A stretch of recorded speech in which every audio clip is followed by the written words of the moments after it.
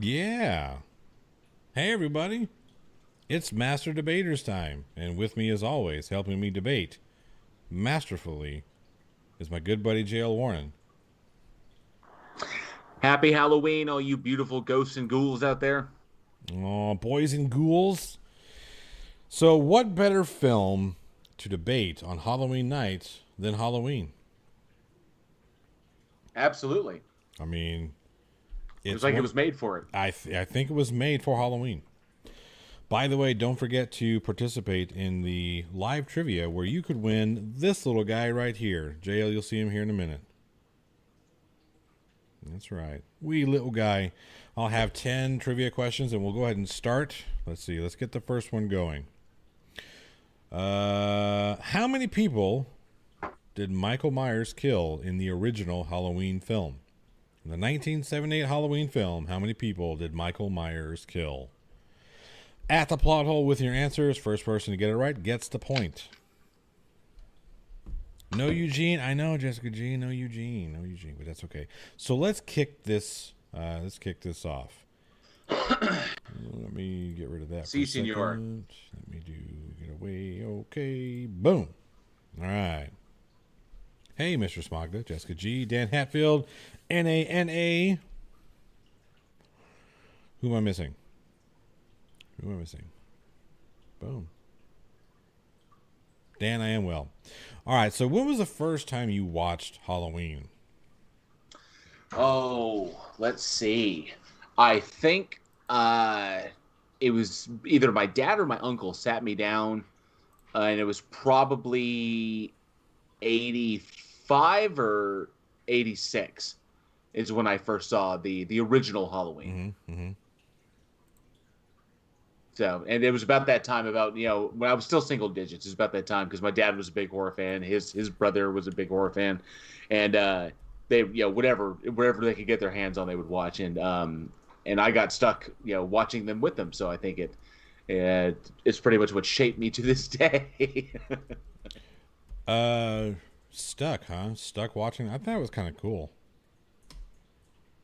Oh, they're absolutely cool. I No, I just think mean, that. I would have loved it if my father would have been like, "Hey, we're gonna watch Halloween," but my father was more into like Star Trek and shit, which is cool.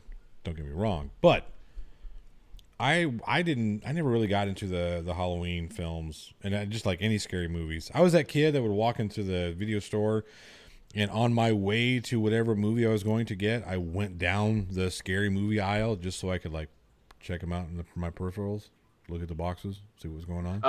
Oh yeah, Yeah. that was always the great part is going to the horror section Yep. and seeing the terrifying movie covers. It's like, Yeah. what is going on? What's in that film? What's in that Mm-hmm. movie? I mean, I think the one that still gets me is the first time I ever saw the cover for Evil Dead 2, and because I don't remember that one. it was just a skull with eyes in it, and it Oh was so, and yeah. just like the side shot, just the skull with the eyes still in it, and that was not natural. That was not normal. I was looking at that. I was like, that's not right. Yeah, That that looks one. Yeah. scary. For me, it was always the Hellraiser covers that got me. And then, of course, when my mother wasn't looking, I would pick up and look at the back of them to see the Oh pictures yeah, in the back. Like, mm. Hellraiser was good because in the front, it just had Pinhead with the box. Yeah. And you're like, holy Yeah, crap, that guy's. I don't and you're want to see like, well, that that guy. that is. But then you turn around, you get to see the really gory stuff. Yeah. Yeah. All right. So I But don't. Halloween was simple. Halloween was actually really simple It because the was. box was. It was just it was, and it takes you a second, especially when you're young. You're looking at it, you know that there's something up with that pumpkin, Mm-hmm. but you don't realize that there's a knife alongside. It's pretty genius for minimalist art, It really is. and you realize, oh, that's a knife. Oh wow, then you kind of associate it, and then yeah. And then all of a sudden, you know why? Because there's some weird little kid running around stabbing people. Who becomes an adult? Who starts stabbing people? hmm Kid's a little stabber guy. Speaking of Hellraiser, Hellraiser 3 is the shit, says Jessica G. I don't trust that statement. You shouldn't, because that's not what she said. Although on our Facebook page, I linked the scene when he's in the church and he pulls the pins out of his head and Yep. drives it through his hands, and he's like, "I am the way." Yep. And I linked that scene. That is the reason that movie is so awesome. I mean, I liked Hellraiser 3 for other reasons, and I disliked it for a lot of reasons, but that's neither here nor there. We're here to talk about Halloween. We are here to talk about Halloween, the seminal slasher. I mean, it came out after Chainsaw, Yep. but Shortly, it was the Chainsaw was 76, and this was 77, right? 78. 78, right. Yep. Yeah. And filmed on a shoestring budget with no timeline. I mean, they had no time for anything. They're like somebody was talking about the original. You could see like there were wires and shit that you could see. Certain people you could see in the background, shadows of people that weren't supposed to be there, but that were there because you know what I mean. There's a lot of stuff that kind of happened simply because they had no budget and they had no time, so they were just like fucking blowing and going.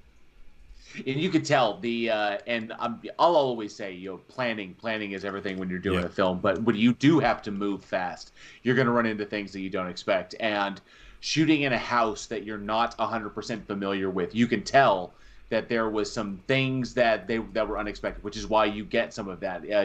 We knew what we wanted to do. They knew what they wanted to do. They ran in there, they did it, and then they ran into things they were not anticipating, either with the in the physical space that they're shooting, stuff like that. It's really, really difficult. But I think it lends itself to it because right. I think it in some ways makes it creepier. It's just the way it's always kind of come off to me, which is really, really interesting.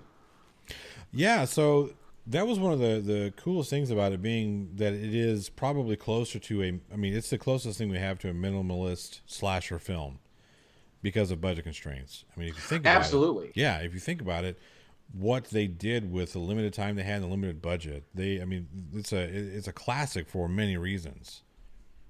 I mean, you've got an amazing cast with Donald Pleasance, with Jamie Lee Curtis. Even with what the fuck is his name? Who actually played Michael Myers? What is his name? The guy who returned for the 2018. He did. Fuck is his name? Why can I not remember his name? Let's look it up. Actually, I'm kind of shocked that I don't have his name memorized. I'm surprised you didn't have it. I that's why I didn't really, I was like, nah, JL will have it. That would be James Jude Courtney. Yeah. You sure what Nick Castle? And Nick Castle. Nick Castle plays him with the mask off. But James Jude Courtney also plays him when he has the mask on. Courtney was a stunt double. Yes. Yeah. And Nick Castle is the original Michael Myers from the very beginning. So historical philosopher actually brings up an interesting point that we're going to get into because hey there, Ethball, at least you're not picking on me tonight. No, I wouldn't pick on you. But he actually brings up a really good point. He says, pretty much, how many times do the main characters get killed and then come back to life? It gets still after a while. We're going to come back to that point. By the way, first trivia question is, how many people did Myers kill in the original 1978 Halloween? And the answer is... Anybody? Yes, 7. 7 people were killed in the original Halloween. Nobody answered. No points for you. All right, is my second question. What mask does Michael Myers wear? Everyone should know this. Everybody should know this. At the plot hole with your answer. First person I see with the answer gets the point. Okay, so let's talk origin. Now, where do we go? This is a tough one because as we talked about last night, the storyline of Halloween is really convoluted because of all the reboot, the remake, and then the retconning. So, the original line. Well, it was after the failure of trying to break it off into an anthology. After that kind of sunk, the fans wanted more Michael Myers. Then it kind of went off the rails with 4, 5, and 6. Right. And I think they were pretty much just coming up with what they could in order to justify, still making movies and trying to make money off of it. And then, of course, there was the big break, and then Halloween H2O came through, which retconned 4, 5, and 6. And then, of course, Resurrection, was the end of that, and was the end of that was supposed to be the end of that story with the death of Laurie Strode, and then Right. they move on from there, and then of course, uh, then the Rob Zombie versions, which were a sort of reboot, kind of a requel. It was kind of where it was just a retelling of the story is kind of what it was, because it wasn't intended to reboot a new franchise. It was just like, this is Rob Zombie's vision of John Carpenter's story. And then, of course, it got a sequel, and Rob Zombie didn't even want to do the sequel originally, so that was just kind of eh. So we'll set those two aside as kind of like art films over there. I thought he did. I thought he originally signed to do both redo the first two films. That was like his contract. He was contractual. At first he was contractually obligated to do Halloween, and Halloween 2, based upon the success of the first one. The problem was that the studio interference that he ran into, because Halloween was his first major, like big time major studio film, and it was it's beloved rights, and people don't want to mess with that. They don't want to, everybody was looking over his shoulder because it's Rob Zombie. He did Devil's Rejects. He did House of a Thousand. Right. So the thing that killed me about Rob Zombie is that he talked a lot of shit about people who do remakes. He talked a lot of shit about remakes, period. Talked about how most of the time they were unnecessary and he hated them and this, that, and the other. And then he goes and does Halloween and Halloween 2. And I like that he did Halloween, but I like that he did Halloween, and I like what he did with Halloween. The big thing that sold me on it was that he went to Carpenter and he got his permission first. He was like, I would like to do this. They want to pay me to do this. I think, but I'm not doing this without your blessing. And John Carpenter was like, go forth, and and make it your own. So he was like, sweet. So I'll go ahead and do it. Yeah. But the interaction, he really soured on the interaction of the studio, on the studio interference during the film. And yeah, it was but here's the thing: he's got to know better. He should know better by now. I mean, he's been in the music business for fucking 20 years at the time. Knowing how studios get involved or how the money men get involved, it's just something you should have expected. Well, I think he'd been lucky by this point, because he had dealt with, because the radio executives are one thing, movie executives are another. They're cut from the same cloth, but they are two really different things. And I think he got lucky with House of a Thousand, because Universal really didn't stand in his way, and they were shocked by what they got. And I think he got lucky with Devil's Rejects, because everyone was like, just get out of Rob's way, let Rob shoot the damn movie. Right. Well, I think the part of the issue wasn't Devil's Rejects. He self-financed that one. So exactly. He didn't have to answer to any bigwigs. And everyone was just like, this is, Rob's got the deal. Rob's got the reins. Let's go. But when Rob gets heavy hitters over him, right? Because, I think down deep, Rob is an artist. And when he wants to make art, he wants to make it his vision, his way. And some, artists have to accept that sometimes your vision is not what sells. So right. What are you going to do? And I think it soured him on the experience. And while he did Halloween 2, I think that it didn't have the soul that the first one did. The first one, you can see his love for that movie. Yeah. And then the second one, it was kind of like, we're filling gaps here, and let's go ahead and pull what works. And it was boilerplate. It was a boilerplate sequel with a little bit of zombie themes in there, with the whole transmission of violence, stuff like this. And like I said, there are, in my opinion, as far as horror films, they're artsy. And then, of course, we set those two aside, and everybody's kind of like, where do we go? And then all of a sudden, Danny McBride, David Gordon Green, and Blumhouse show up and are like, we're doing it again. Fuck everything that came before this. This is a direct sequel to the first one. So I like what they did there. I like the fact that so there were two major retcons in that whole series, in all of Halloween, where H2O and Resurrection just said whatever about 4, 5, and 6. And then, the new 2018, they just said, fuck everything from 2 on. Although they did mention, or they did reference Season of the Witch, which I thought was pretty cool.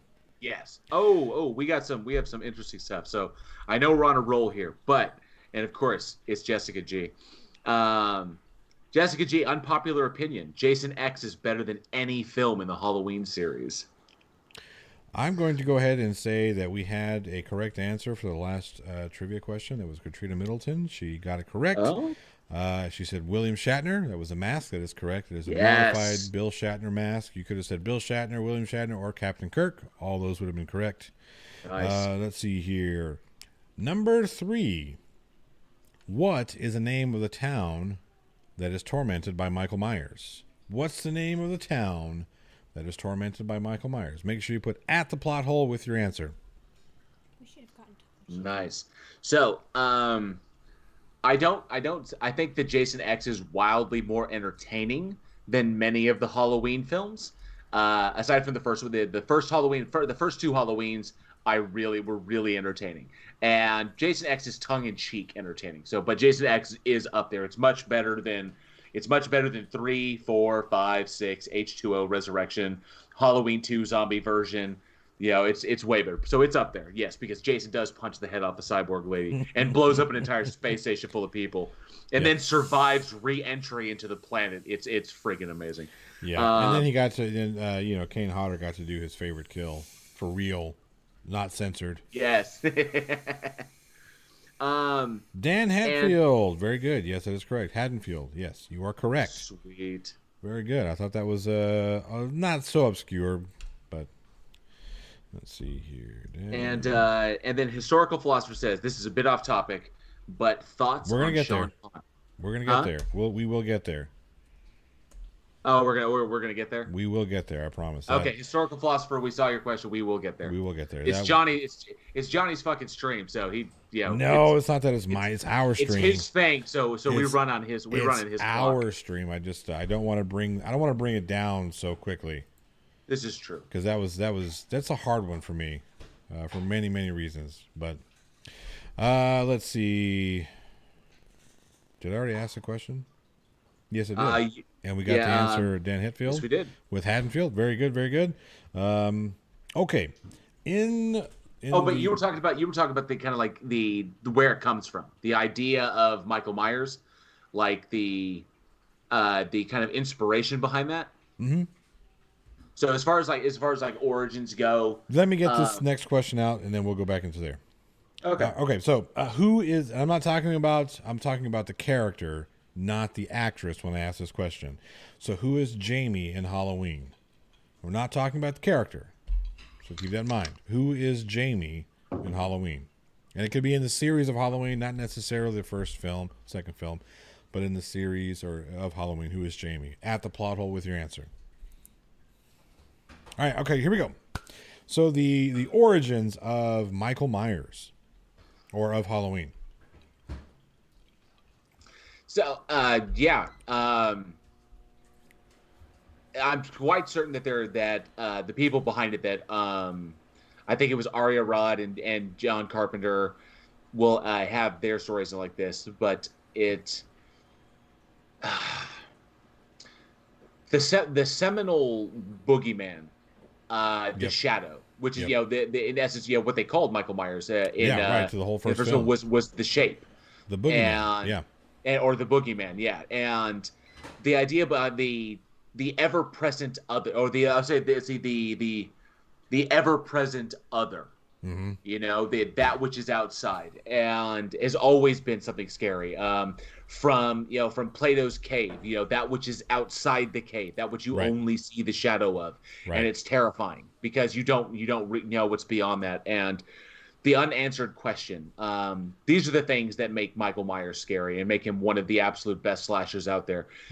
Sure, he's not as flashy as Jason, he's not as kooky as Freddy Krueger, and not as brutally gruesome as Texas Chainsaw Massacre, but man, it's as far as just unstoppable killing machine that does not care. That's one reason why I didn't like the Rob Zombie reboot. For me, what made Michael Myers so menacing, threatening, and frightening was the fact that you didn't know his motivation. Yeah. You know what I mean? You didn't have backstory. He was a kid who killed his sister, her boyfriend, and then they took him away. And all of a sudden he came back and started killing people again. Why? Why did he do this? Who knows? And Halloween, the Michael Myers or the Rob Zombie was like, oh well, because he was an abused kid, he got picked on in school. You know what? I don't. That makes it worse. Well, for me, I think that's a little too shallow. I think the focus was that that the kid was already a psychopath, or the kid was already broken. Well, sure. And yeah, he grew up in a rough household, but his mother didn't abuse him. She just had a string of a-hole boyfriends that would be, were just like that's who they were. And so his home life was chaotic, but it wasn't dysfunctional. And yeah, kids picked on him. They picked on him because he No, was his home life was dysfunctional in Rob Zombie's Halloween.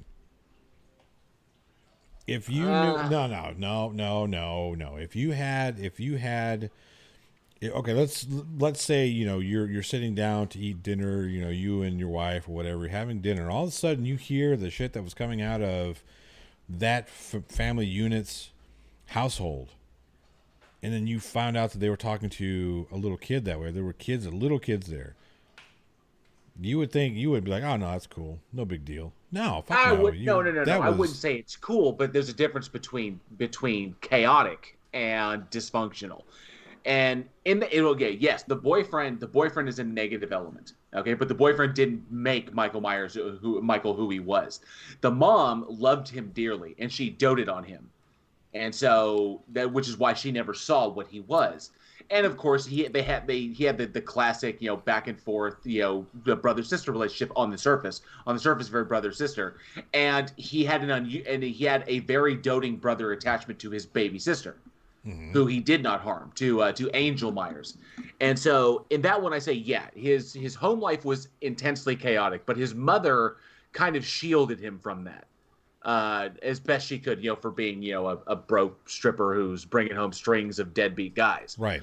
So yes, very chaotic, and I would say unreliable, but I wouldn't say there was dysfunction there. His mother didn't abuse him. I would have to. Well, just because his mother didn't physically abuse him doesn't mean he wasn't under emotional or psychological abuse from said deadbeat boyfriends. I would disagree and say that it was extremely dysfunctional. Okay. I mean, I can see how you could draw that.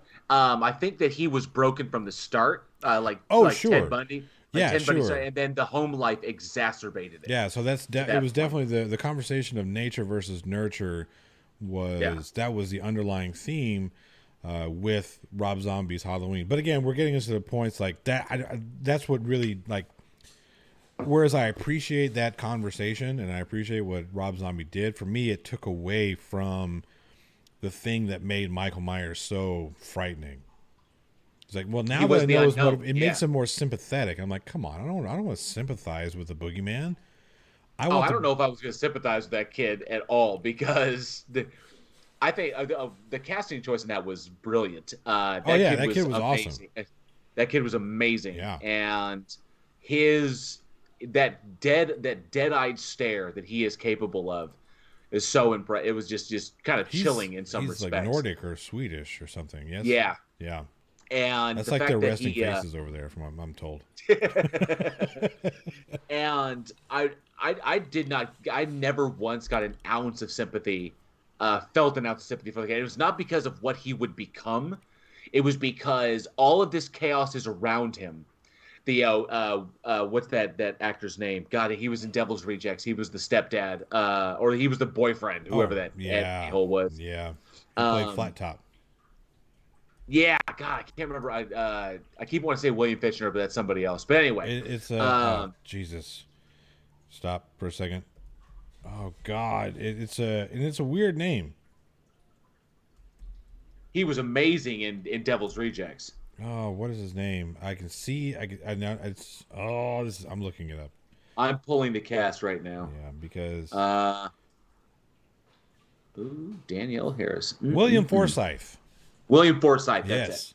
So yes. he was, but William Forsythe was just, brutally asshole. Sherry Moon Zombie, doing what you can with the role. I think just that kind of role is pretty much written for her. It doesn't require too much depth, but just enough. Sherry Moon Zombie is she's underrated. I think she's a better actress than people give her credit for. I couldn't stand her in Devil's Rejects, but that was the point. Yeah. Well, actually, did you see 3 from Hell? No.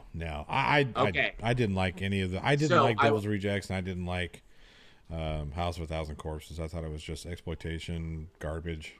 I have to say that there's a scene in 3 from Hell that gives Sherry Moon Zombie the opportunity to really show her range, and I was really impressed. It was a captivating moment, and it's when she's alone in her cell in Solitary, and Solitary already messes you up, and it's a running gag in the rest of the film that when they eventually break out, that Otis is like, yeah, she was crazy before, she's really wrong now, because when they captured, they stuck her, they couldn't put her in Gen Pop, so they stuck her in Solitary for 10 years. And when they finally broke her out, she was next level gone. Like, she was really, really gone this time. And it's a running gag in the film, but there's a moment that while she's alone in her cell, that Zombie gave her the opportunity to really flex her chops, and I was really impressed. I was like, wow. And I could see in her face, she went there. I was really impressed. Yeah, like I said, I thought her performance in Halloween was top notch. She was very believable as a not a disturbed mother, but a mother who had she'd been run ragged, and I don't necessarily mean in the way that sounds. No, not in context of her. 3 kids, no skills. She's she's a stripper. Yep. She's pretty much hanging her hat on whatever deadbeat a-hole is going to come through that she picked up at the club to help pay the bills. Yeah, just trying to keep any way to survive. Yeah, trying to keep a roof over everybody's head, right. And it ran her. And the one simple thing, when your child is like this, is broken like this, and is keeping it from you, mm-hmm. and you simply don't have the time to, or the energy, you just do not have the energy to try and be aware of that. It's not that she wasn't fit to be a mother. It's that she got dealt a really shitty hand of cards, and it sucks. So would you say that it was dysfunctional?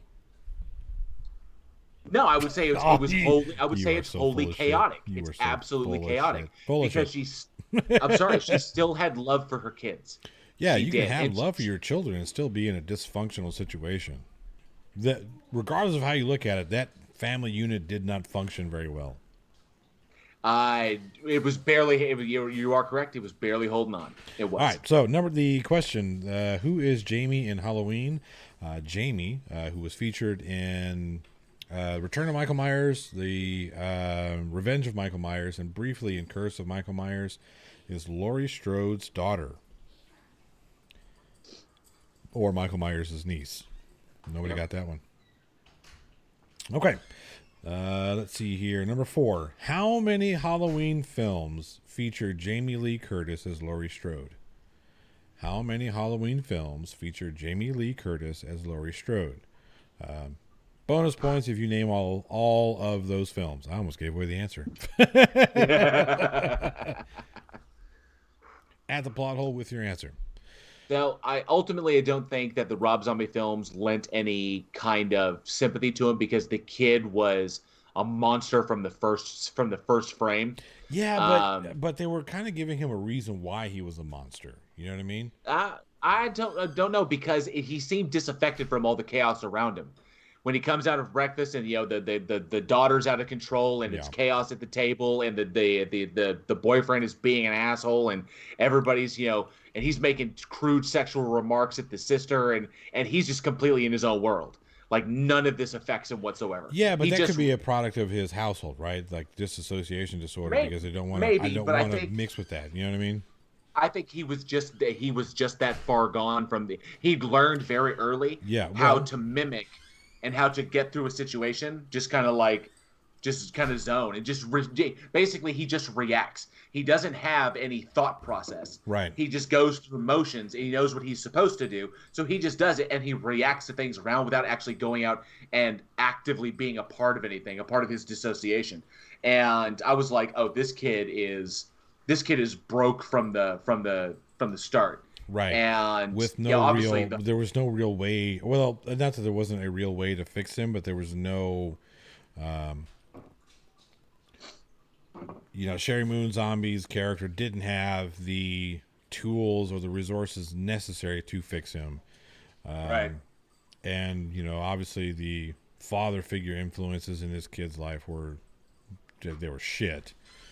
and then add in all the bullshit that was, the fact he was picked on in school and all this mess again. But that's really all this is beside the point. I thought it was better when we didn't know his motivation, when we didn't have any kind of backstory or background other than he was a kid in a house. I mean, and that's a curious thing, because one way, in the Carpenter way, it almost gives him a somewhat. It doesn't make him a supernatural character. It almost gives him a supernatural bend. Right. It's kind of like he came out of he legitimately was just, we don't know where he came from. Right. We know what he did, and then he was locked away, and then the monster got loose, and he comes up out of the darkness and just kills people without a word and with no remorse or even inflection. So it's kind of like, wow. And then he goes away again. He is the shadow in the darkness. He's the shape. So there is kind of a supernatural bend to it, whereas Zombie made him decidedly human. Right. That this is and the fact that he grows into this titanic monster, because Tyler Mane is no joke. He's a big when it dude. comes to size. Yeah, he's a big 6'7". Yeah, ridiculously large dude. And just the frame on him, because the dude is, I mean, that's what got me, and it got me again because, and we're gonna go to the comparison, because Halloween 1, when he pulls this out where he sticks the boyfriend to the wall, and he pables the boyfriend to the wall, and then he puts the sheet on. Right. And he has like the glasses on, before he kills the girl there. Well, don't you know that if you put goofy glasses on, it becomes a perfect disguise? Nobody can tell who you are. I know, right? It worked for Clark Kent. That boyfriend was a scrawny dick. He was a little guy. He was a little dude, and then this hulking monstrosity. I mean, I'm not saying he's a bodybuilder, but this dude is like 6'5". Yeah. Okay, and he puts the sheet on. His shoulders are like double the width of his, and you think that's your boyfriend? And then they do the maybe it was more wishful thinking. And then they do the exact. And then Zombie does the exact same thing. And he does it seriously. Yep. That was a scrawny wastoid of a little punk. That dude was even scrawnier than the first movie guy. And then he gets killed, and then here comes Tyler Mane in the freaking sheet, and I'm like, "Are you out?" Yeah, I love the fact that's one thing I did appreciate about Rob Zombie's films, is that he did keep some of the original gags, the callbacks in the film. I thought that was amazing. Although I do think that mask would have been completely deteriorated. Yeah, I think under those floorboards, maybe. Right. I mean. 20 years? Yeah. 20 years under there? I think so. I think it brings up a good point. Maybe she was on something. Yeah, it's a good point. Well, they were drinking, but I don't know if they were smoking weed. Could have been mushroom juice. Huh. But yeah, the fact that she turned around and she looked at this dude, it was like, okay, this mountain of a man just walked in wearing a sheet. And the glasses, like, that's not. Oh, true. yeah, glasses on. Okay, yeah. You are wearing his glasses. You need them to see. Yes. So you're obviously my boyfriend. You're a spitting image of him when you put the glasses. We took the glasses off. Now we got something. Oh, hey, wait a minute. But I dug that, and I mean, it's either way. Some people will dig the more supernatural bend to him, that he is that which comes. He's the boogeyman. He is the thing under the bed to be afraid of, the thing in the closet to be afraid of. Or maybe he's the human killer, which makes him, and in some ways I think makes him scarier, because he's it is a person. It's a big guy in a mask. He doesn't talk because he chooses not to talk, but it's a big. It's just that's it. That's all he is. Yeah. And he has no motive. He just walks around and kills whatever gets into his path. He may have a mission. He may not have a mission. We're not sure. Because in the 2018 one, he gets loose, and he just is killing people, just by reactionary. And I thought it was weird, because Jamie Lee Curtis, Laurie's got this house. It's in the middle of nowhere. It's booby trapped all to hell. She's ready to go.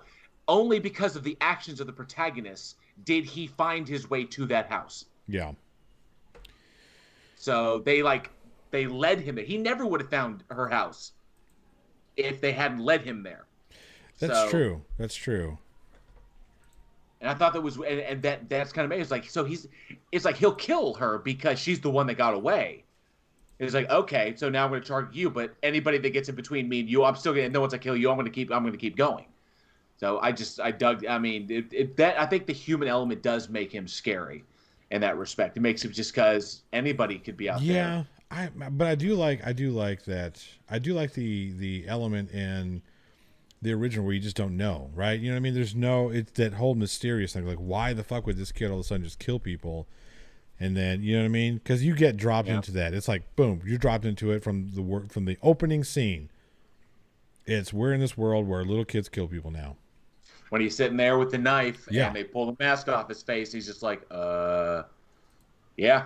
Yeah. So I thought that was, I'm trying to see if this shit, my Canon camera is not working.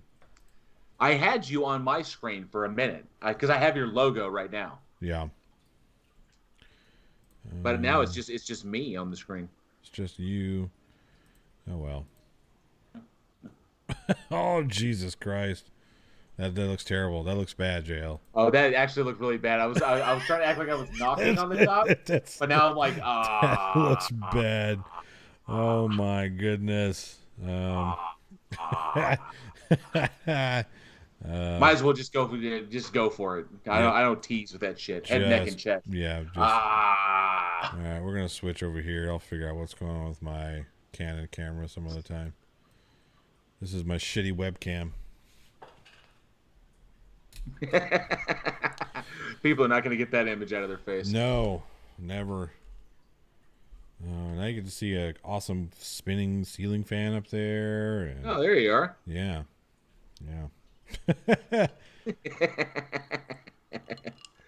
All right. Anyway, let's get to this here trivia question. Jessica G, you were close when you said 4. Right now, what is it? What am I on? Oh, yeah. How many Halloween films feature Jamie Lee Curtis as Laurie Strode? The answer is 5. Yep. It'll be Halloween's 1, 2, H2O, Resurrection, and the 2018 sequel. That is, yeah. Oh, excuse me. All right, number 5. What's the only Halloween film to not feature Michael Myers? This should be a given. That answer should pop up immediately. Yeah, I mean, this is an easy one. This is the easy one. So what Halloween film does not feature Michael Myers? What's the only Halloween film? At the plot hole with your answer. Jessica G says, and we get to see your boogers. We normally only get to see PhD Tony's boogers. Well, I'll try and keep my head down just like this.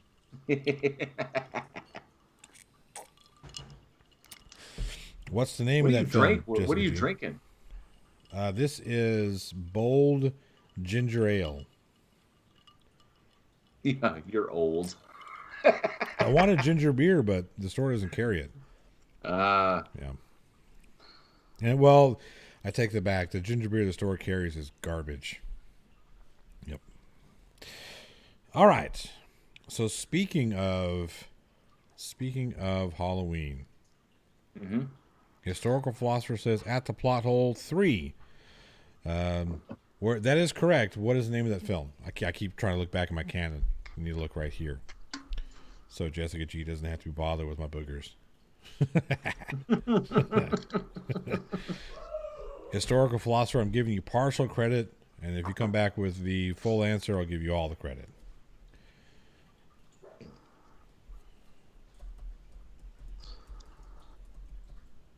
Dead air. No, I was looking to see.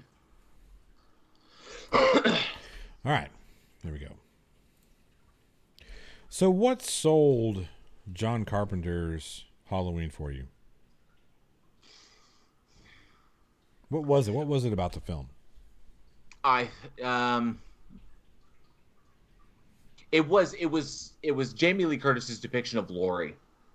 It was the final girl, because unlike Texas Chainsaw Massacre, where it seemed like Laurie had a strength about her that was impressive.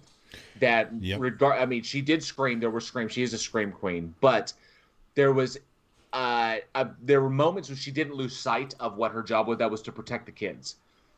Yeah, she was the Mhm. babysitter, Right. and her job first and foremost was to keep the kid was to protect the children and keep them safe, even to her own detriment. Which when alone and faced with the killer, um, her character showed remarkable levels of strength, which I don't think was a given for for women characters, especially in horror films in the late Mhm. '70s. That wasn't something you saw very Yeah, often, because and I if you're was looking at impressed. what was it, even if you're looking at Texas Chainsaw Massacre, those they weren't. There was no strength in those women, right? Yeah, Even though what's her name survived at the end of it, she only survived because of just accident, just happenstance. she got lucky. Yeah, There happened to be a passing truck right there that she was able to jump into the back of, and there you go. And exactly. spin around in the sunlight, or the Right. in the sunset, and that was it. It was like, yeah, if that person had been there or had if you hadn't gotten lucky, you'd be toast. You didn't get through this on the strength of your wits or the strength of Exactly. your will. And I loved that Jamie Lee Curtis was depicted in that manner, that her character brought that. It was like, even when you knew she was scared, when she sees Michael like lurking around, like he's behind the hedge and then he steps away, or he's down there outside and he's like looking up at her and then he disappears again, when the in the hanging laundry in the sheets. Yep. So all of these scenes, or when he's trolling by in the car, like that, and he's like watching her. Right. Right. All of these, she knows something's going on, and you could tell that she's unnerved. But it's also a matter of, she doesn't have that. Oh, I'm scared and I don't know what to do. It's like, so I'm scared, but Yeah, she still knew to assess grab the hanger and undo it Yes, and stab that motherfucker in his eyeball. there you go. Or Yeah, stab him in the neck earlier in the film. she's a fighter. Exactly. That whole fight or flight thing, she was definitely fight. Even though she was afraid, she still kept her wits about her. And a lot of people talk, and that's what got me on this one. I mean, without the fight of Laurie Strode, I don't think we can justify Ellen Ripley or Sarah Connor or any of the or Ellen even Ripley or you can. Ellen no, Ripley because was the that was epitome of strength.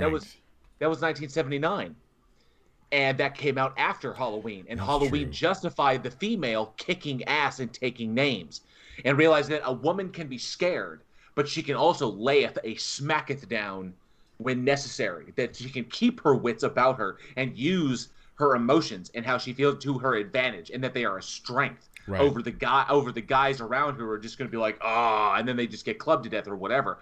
That that women are not to be slept on, and she justified that in horror filmmaking. And I think without Laurie Strode, we don't have Ellen Ripley, we don't have Sarah Connor, we don't have Sidney Prescott. Sidney Prescott, We don't, yeah. yeah, we don't have these kick-ass females who. Ashley We don't Lawrence. have Nancy. We don't have Nancy. We don't have Yeah. Kirsty Cotton. We don't have these girls who will go toe to toe with the demon and fucking play them. Right. And like, I mean, Christy Cotton, she didn't beat that fucker up. She outsmarted that Yep. shit. Yep.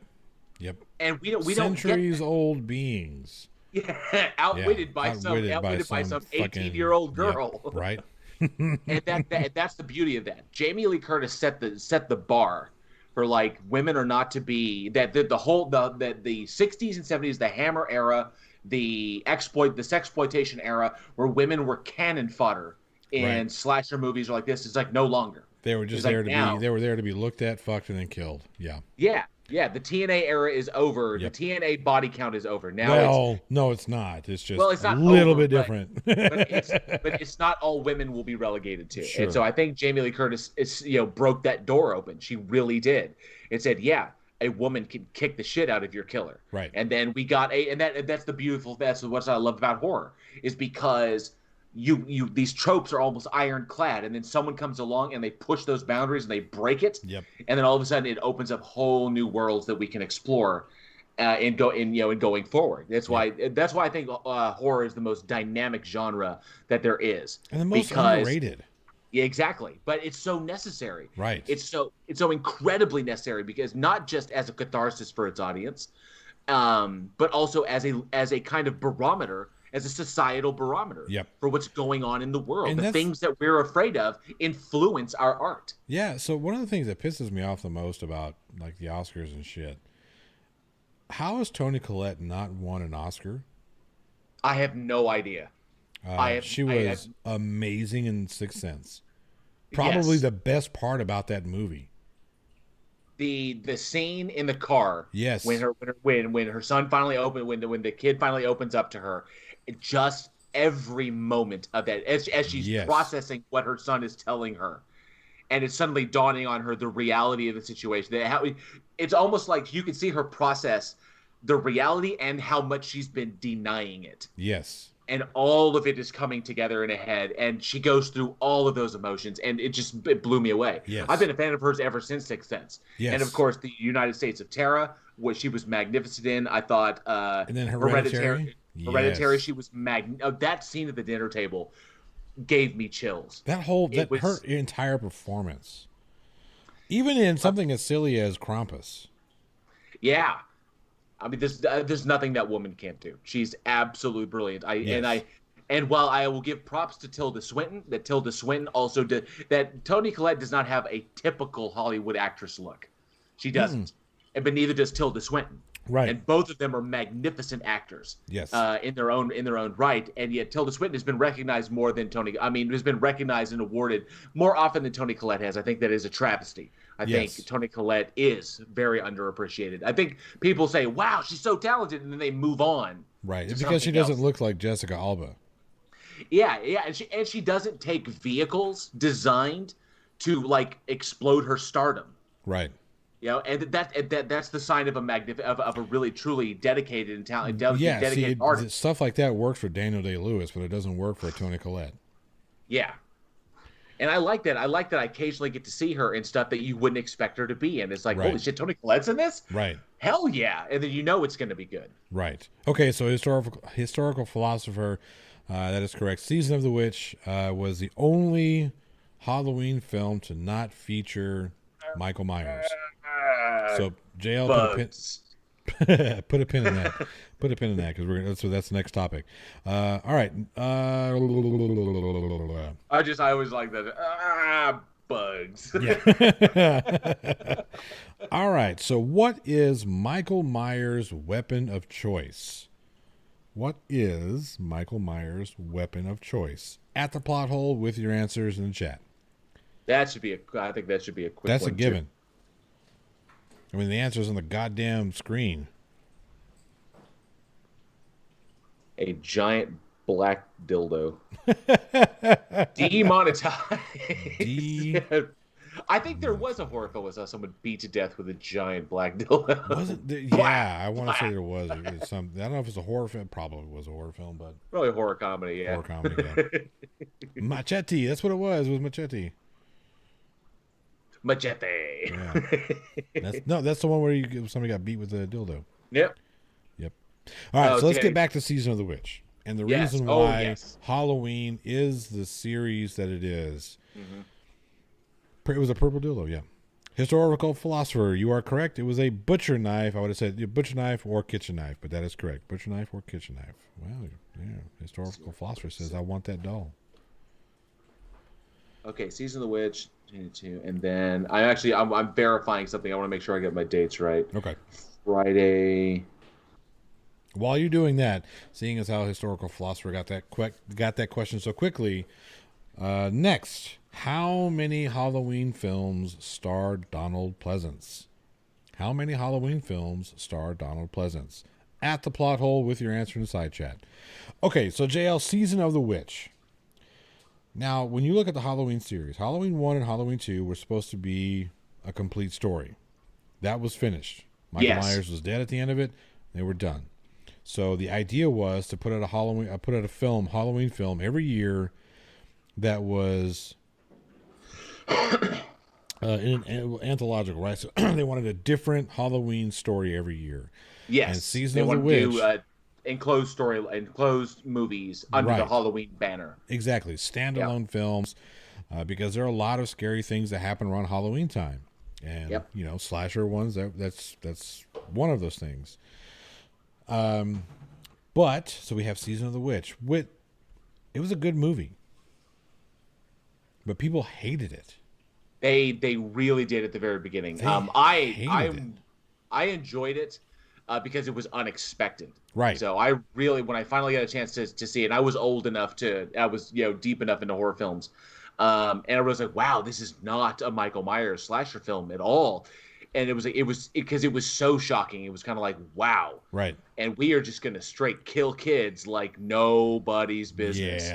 Yeah. That's the point. Like it was like that was kind of shocking, and I really enjoyed it because it was like you don't because you don't see a lot of marketing on it. You're like, where does Michael Myers fit into this? Because it's not a Michael Myers film. Nope. And that was the point, was because they didn't want to run the Michael Myers story. The point was not to milk it. Right. The point was to do something new. Exactly. And exactly. It was, here's a story. Michael Myers is done. Here's a new story, and then we're gonna finish that, and then we're gonna go to the next one, so on and so forth. But because the Season of the Witch was so poorly received, and people just said, hey, we want Halloween for Michael Myers. That's why we get Michael Myers, a return of Michael Myers in number 4. Which on its own, it's not a terrible movie.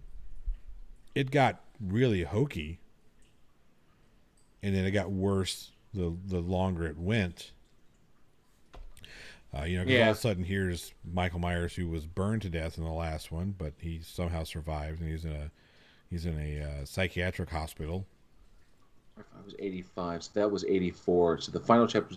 What I was looking at was who did it first, because Friday the 13th tried to do the same thing as well, and Season of the Witch came out in 1982. Yep. So Season of the Witch comes out in 1982, and it came out quickly because they wanted to capitalize on the movie. I would say the drawing power of the name of Halloween. So Season of the Witch came out in 82, and they decided to kill Jason in 84. So it was 2 years later that they decided to do that. They tried to do the anthology thing as well, and it failed in the Friday the 13th franchise, and so they went back and brought Jason back in 6. But arguably more successfully than bringing Michael back in 4 and 4 or 5 and so on and so forth. But yeah, it was a ballsy maneuver, and I don't fault them for it. It gave us Halloween 3, which it gave us Season of the Witch, which I thoroughly enjoyed. It was a horror film that you don't expect. It has a few things that kind of pop up on you, like I said, like bugs, and I was like, that's freaking wild, man. I was like, that's ballsy for 1982. And I dug it, and I still dig it to this day. And people, I would say the mass, the majority of the people out there that were horror fans, they didn't dig it. It didn't have Michael Myers. It wasn't effectively a slasher. It was such a breakaway, but I like that they took the risk. Yeah, it was a good risk to take, and I think they should have told fans to go, fuck themselves, that Michael Myers is dead and we're moving on. I think the problem, maybe you could Easter egg him.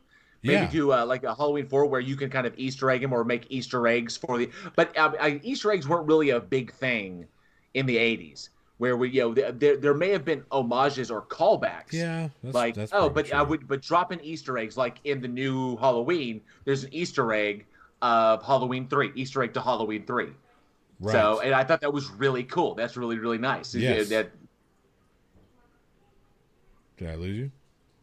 No, I'm here. Oh, okay. No, I thought you were about to say something. No, I was just agreeing. I was agreeing with what you're saying, talking about the nice Easter egg in the 2018 Halloween. It almost makes it as if the Season of the Witch and Halloween are in the same universe, or Michael Myers in the same universe. Oh my God, it's definitely not as big a piece of shit as Hellraiser 3. So the wife sent the youngest down to guilt trip me.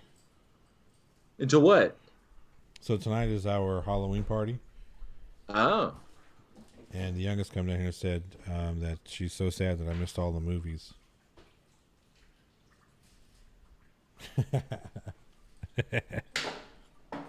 Hey, Munchkin. Hocus Pocus?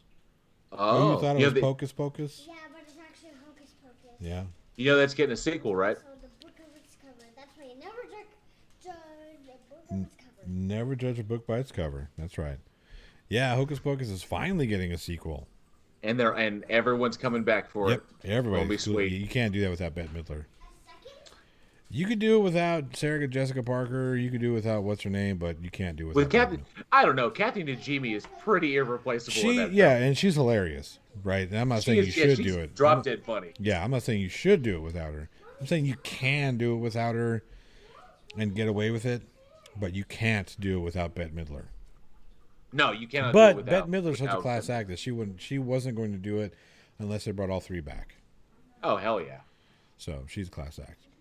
Okay, so the answer to the last question was 5. Donald Pleasance was in Halloween's 1, 2, 4, 5, and 6. 6 was released posthumously as he passed away before it debuted, but that was his last film, was Revenge or The Curse of Michael Myers. But he was in 5 Halloween films. All right, now here come the last two, and I think these last two are pretty. One of them is really, you had to pay attention to the film, so it's pretty difficult. But this question, according to the most recent timeline, what relation do Laurie Strode and Michael Myers have? Now pay attention to the question. What relationship do Laurie Strode and Michael Myers have according to the most recent timeline? Historical philosopher, yeah, Bette Midler is 75. Yeah. She's been around for a long time. Have you ever seen her in concert or any concerts with her? I have not seen her live in any concerts. No, I've seen some. I've seen some live videos of hers, and she is a riot. Like if I had the chance to see her in concert, when I would have done it. Like 10, 15, 20 years ago, if somebody said, hey, let's go check out Bette Midler, I'm like, yeah, let's fucking do that shit because she is hilarious. You know, she was really good in First Wives Club. She's good in everything she does. Yeah, I really loved her in First Wives Club. Diane Keaton. Yeah. And, oh God, who was the young one? Oh, was it Diane? Not Diane Lane. No, there were the young girls that replaced them, but it was her, it was Diane Keaton, and Bette Midler, Diane Keaton, and wasn't it? Son of a bitch. Was it? When it? Oh God! I'm just gonna look it up. I'm gonna shoot myself because I think I know who it is. I can't remember her name. I'm losing my. Was Yeah, it Dolly Parton? Goldie Hawn. Goldie Hawn. God bless America. Why did I not? And they were replaced by. Who were they replaced by? That one. Elizabeth Berkley. Yep. Sarah Jessica Parker.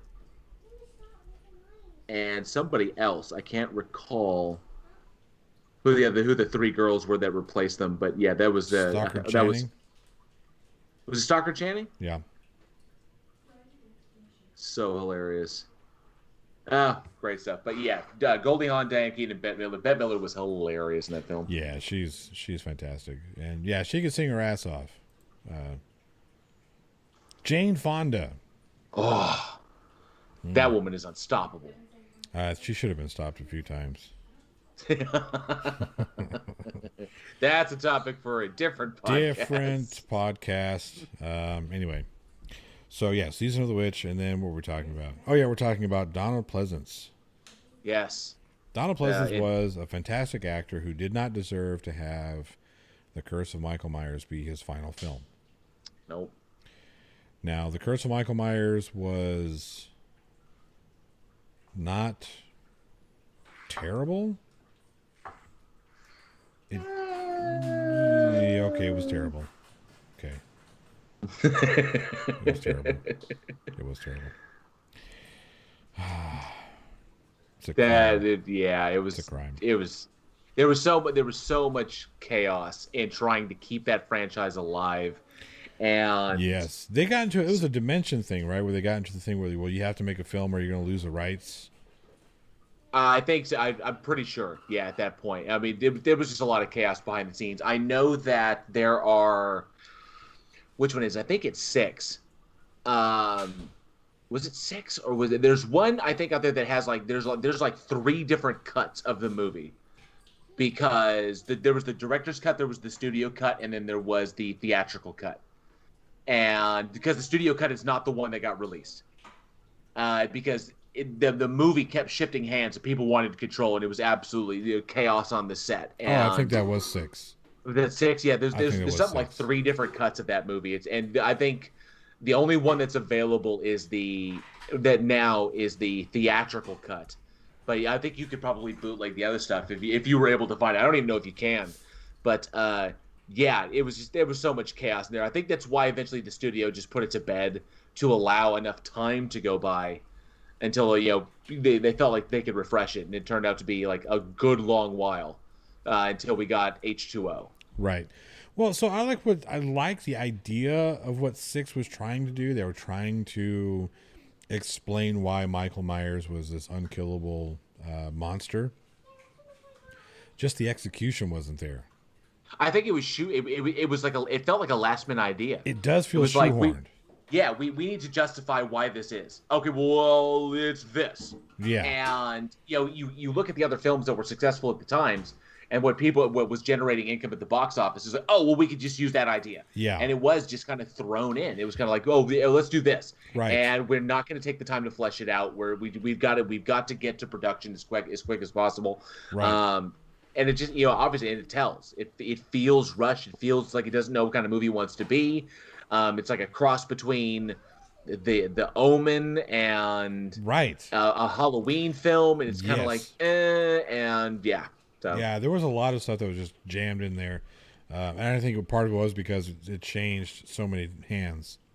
Yeah, and I don't like the mask. I think the mask the mask looked the best, and I think it looked the best in 1 and 2, but 4 and 5 and 6 were just silly. Yeah. And they didn't even use because it was so messed up because in the covers of 4, 5, and 6, they used the image is of the William Shatner mask. Right.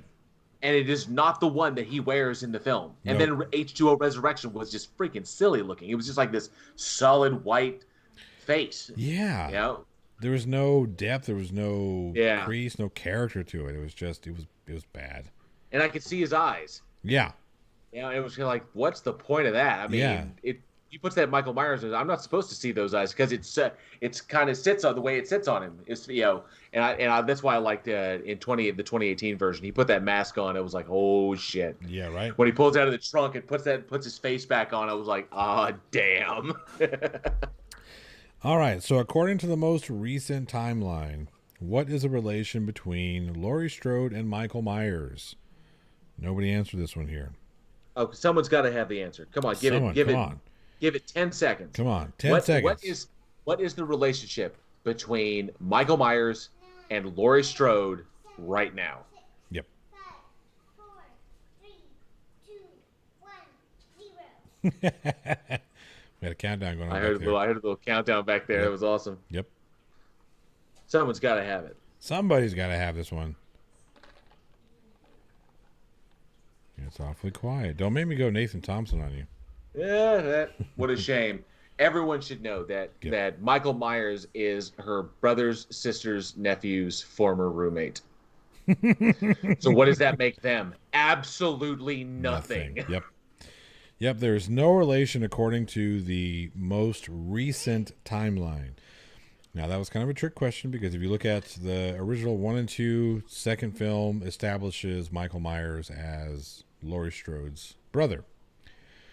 Whereas in the 2018, they retcon that shit out of there and say, no, that was just urban legend, not true. He was just some kid, some person. There's no relation whatsoever. Oh. Now, Woody. Yes, I know. I showed him. It says horror. That's right. It does say horror. I'm glad you can read. And Now I this have to be says careful. Halloween. That does say Halloween. And this is Pumpkin, and this is Dada, and this is JL. Yep. All right. Last question.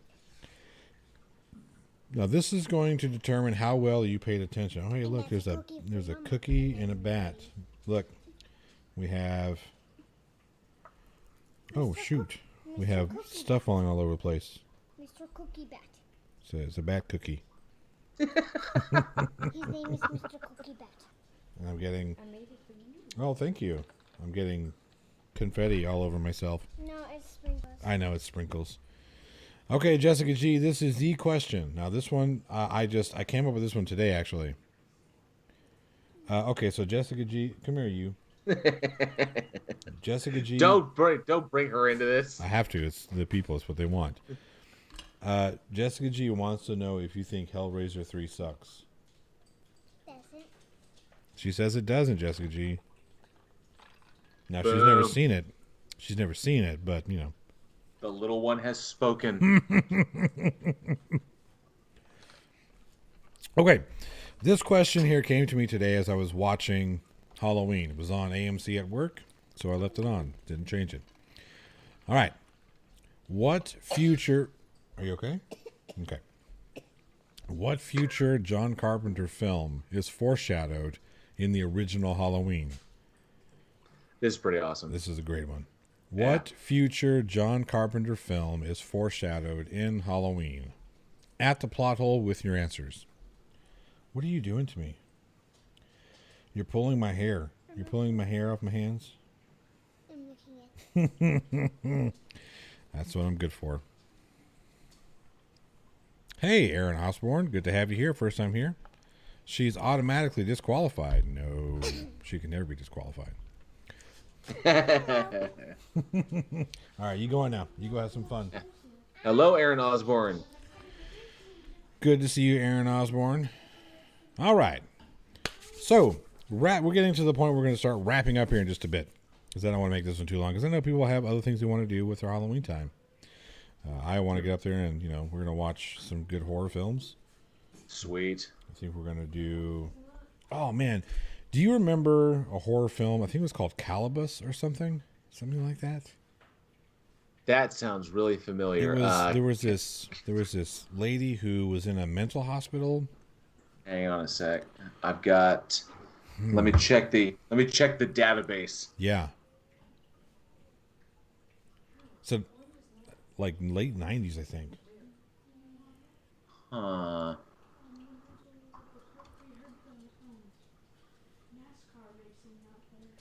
Anyway, No. that was just. No. That was. No, I don't have that. No. Okay. Maybe it's one that I don't have in the database. You said you think it was called Calibus? Yeah, with a K or something. But it was this girl who lived, or who. She was, I don't know, some mental breakdown, and then she was released, and she went to this house. It was supposed to be like a challenge. Who can stay in the house over the night, some sort of thing. And these people started like she would draw these pictures of how like gruesome deaths, and that's how the people were killed in the film, based on her pictures. It was weird. Huh. I do not know. And the only thing I'm finding internet wise of Calibus was the name of the demon looking dude from Clash of the Titans. Yep. I'll have to figure it out. Anyway, back to the Halloween. Now, Danny McBride with his reboot, and you know, with Halloween 2018 being a direct sequel to the original. Yep. There are two more films in this trilogy that are coming out. One is slated for what, October of 2021? October 2021, and I think the next one will be 2022, depending upon, you know, the situation. Yeah, right. Yeah. What more is there to tell? What more story is there to tell in this trilogy? I think, okay, so have you seen the latest teaser for Halloween Kills? I haven't. I know you posted it. I meant to watch it, but I haven't seen it. So the film picks up immediately after the events of the first one. So literally it opens up, you know, Laurie and company are being transported to the hospital. Michael Myers, obviously escapes from the basement. We don't know how yet, but he does. And it just picks up right from there and he goes off. Now, I think in Halloween Kills, it's going to start working his way through people or whatever's going to happen. But I think the town of Haddonfield rises up against him. And then that may be towards the end. This is just totally speculation. Is that eventually the town organizes against Michael Myers. And I think Halloween Ends is basically Haddonfield versus Michael Myers, and that he'll actually die in the third one. Is what I'm suspecting, but it'll basically be he'll pretty much tear his way through Haddonfield until the residents finally, get They've fed had up enough. and they rise up to to finish this thing and be done with it. Yeah. So it'll be interesting if they go that route. It'll be interesting because I like to see the mob looking for Michael Myers and not being able to find him. Right. That would be I guess that would be an interesting way to tell the story. I just don't know how you're supposed to get out of that basement. There were no windows down there, were there? There weren't. And given the amount of time that she spent planning this thing with the whole trap door and everything, that was intentional. Right. I was like, okay, so this was planned. So she specifically planned for this scenario, which means she knows every way in and out of that basement. Right. The only thing I can imagine, and once again I'm speculating here, is that he somehow gets up through the floor. That the fire weakens the structure, and because he's so big. Yeah, but all the oxygen would have been burned out, right? At least the majority of it. I don't know. I honestly don't know. But I suspect that because he's so big and he's so strong, that he will either he'll be able to get his way through the floor, and basically tear his way up out of the ceiling of the basement into the house itself, and that's how he escapes. That's my guess.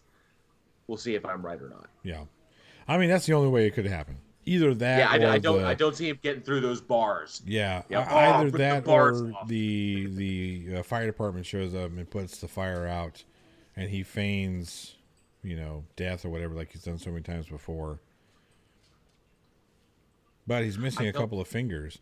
I do like that they kept his injuries from the original film in this one here. Yes. So the scar in his neck and then the no eyeball.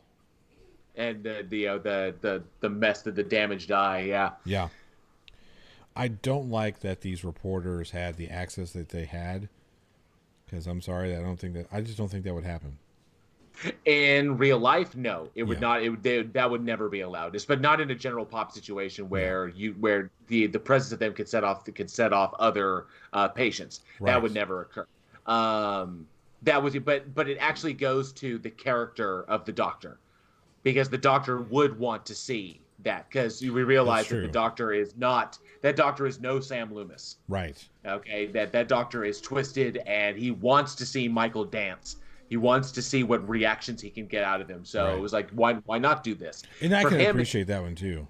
I can appreciate that angle, taking away that, the benevolent doctor out of the whole thing, because Dr. Loomis in the originals and the remakes, he was definitely a benevolent doctor, and he knew that he didn't want to kill Michael Myers, but he knew he had to, because he was looking at pure evil.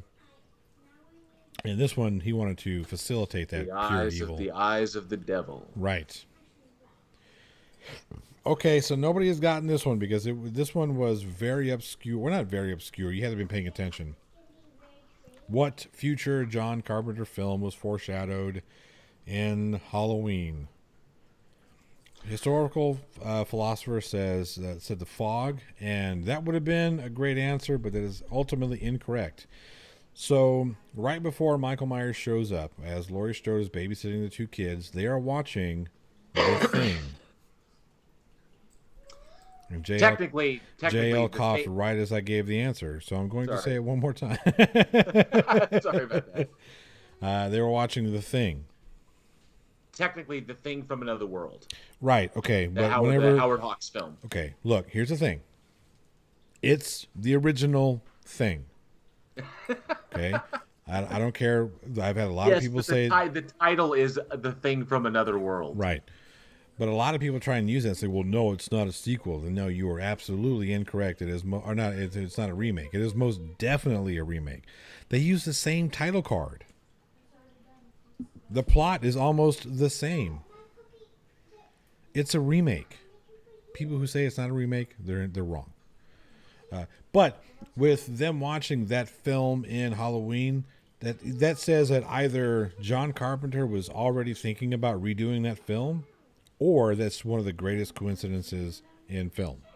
Oh, I listened to an interview with Carpenter, and he's always been a huge, he's always been a giant fan of Howard Hawks. Yeah. He loved the old stories. He loved the stories like Who Goes There Mm-hmm. and 10 Little Indians and stuff like that. So yeah, it was and of course H.P. Lovecraft, because the entire Apocalypse trilogy is absolutely Lovecraft inspired. Right. And it's brilliant. I actually didn't know this when you brought it up, which is really, really cool. It didn't click that the black and white movie on the TV was The Thing from Another World. It was like, holy shit. And then it would be remade to The Thing, which he would make only three years later. Yeah.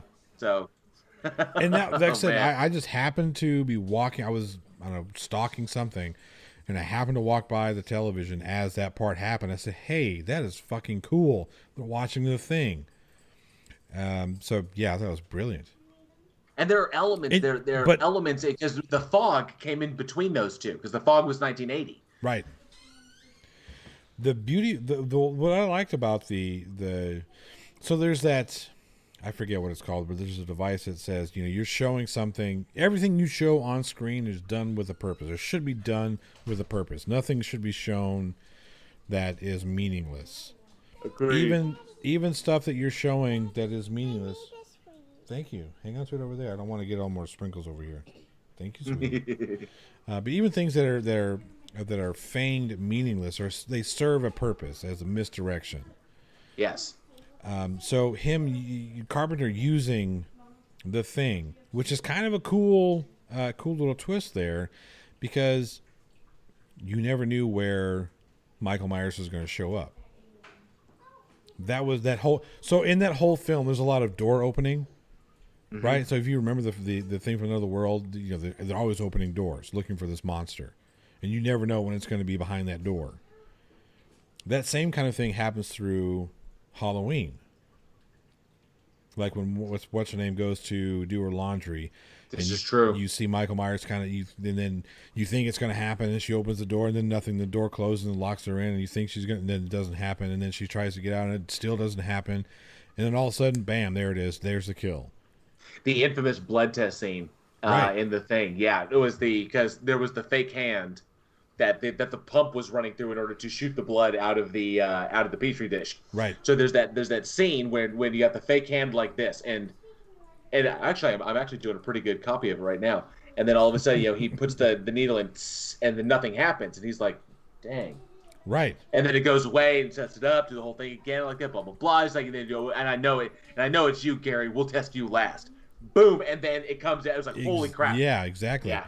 That's a device that he uses a lot. He uses it a lot in his film, in the Carpenter films. Even in like that vampires one that was really stupid, really bad. Or not vampires. Jack Crow. Yeah, not vampires. Ghosts of Mars. Yes, Ghosts of Mars. Oh, that was so Natasha Henstridge and Ice Cube. Yeah. I have rarely seen a pair of lead actors that had zero chemistry. Those two. Yeah, I don't know what they were thinking. It was so forced. It was. It was like, oh, come on, buddy, come on, dude. I know John is a quirky dude, and he's got his things, but it's like this is even worse than James Woods running around, killing vampires, asking everybody if they've got an erection. Yeah. Well, James Woods is a dick, so I guess that makes sense. Well, Mr. Woods, it's a pleasure to see you. Can't wait to see your next film. Yeah, films. Yeah. Right. Yeah. he is kind of an asshole. He's not kind of an asshole. He is an asshole. He's a bit of a dick. Yeah. He always plays dicks in movies because that's what he is. Hey, go with what you know, man. Go with what you are. He's never acting. He's just playing himself. Because he was pretty on point in Contact. Yeah. He was a tremendous asshole in that one. He was a politician. Yep. Yep. So there's that. But yeah, it's All right. So I'm very curious. No, hang on a second. No, go ahead. You have not seen the 2000. You have not seen the new teaser yet, have you? No. For the Halloween. It's literally less than like 40 seconds. Yeah, I'll check You it out. could you could watch it right now and react to it. All right, let's find it. I have it on the Discord. I already put it up there for you in the Discord general for plot hole. All right, let's. Yes, and did you read the short story "The Things" by Peter Watts, where you read the story from the monster's perspective? I heard about that one. I have not read it either, Salvatore. Johnny is going to watch the new teaser for Halloween Kills. It's really, really short. It's just, really fast, and I hope, but it's got some really cool stuff in it. I hope he digs it. I linked it up in the Discord. If anybody wants to go to the Plot Hole Discord, go to the general channel. It's linked up in there. You can watch it too. When the sun sets and someone is alone,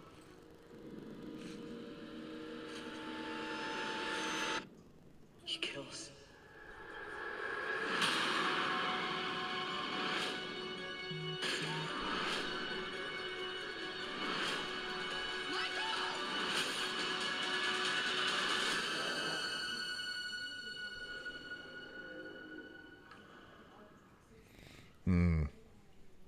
There you go. Interesting. I don't know how I feel about that one. Historical philosopher says James Woods was a complete dick and The Specialist. Yes, he was. And I like The Specialist. I like that one. I thought it was fun. I like that part where the guy checks his car for the car bomb, and he finds the decoy and hands it to the clerk. And then he gets up to the thing to let himself out of the parking garage, and it counts down and it says boom or bye or something, and then explodes. I thought that was funny. That whole idea, though, that he created bombs, that he knew where everyone was going to be, so like Sharon Stone's character knew that if she stood behind what's his name, that she would be perfectly safe whenever the bomb went off. Bullshit. He's not fucking Magic Man with these damn bombs. Get the fuck out of here. Come on, villains got to be magical, man.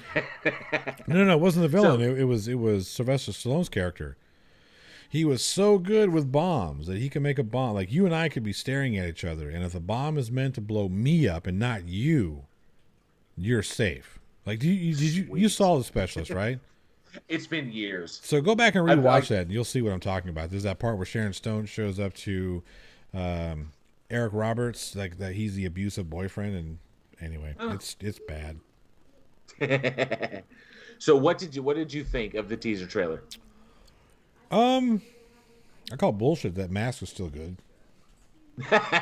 Well, you see how damaged it is. Yeah, but it would have been melted.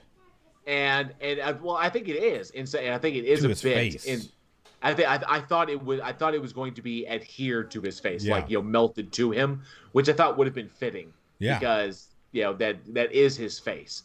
Yeah. Hang on a second, Salvatore. I'll get you a link. Hell yeah. Let's see here.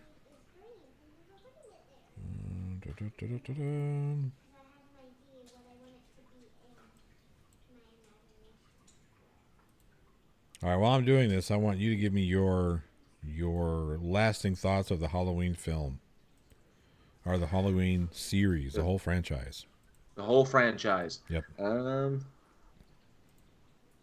going to copy this, and I will also put this up in the chat. Although, wait, I don't know if I'm a mod. You should be. You're a mod on the plot. Yeah, I'm a mod. Okay, so for the Halloween franchise, there are pretty much 5 seminal film serial killers, Right. 5 seminal killers, and Michael Myers is one of them. He's a staple of our pop culture. He's a staple in the horror genre, a legend up there with Jason. I guess he's not the original. Not the original, that but he is a staple. But if we like up there with Leatherface, Jason, Freddy, and Ghostface. Yeah.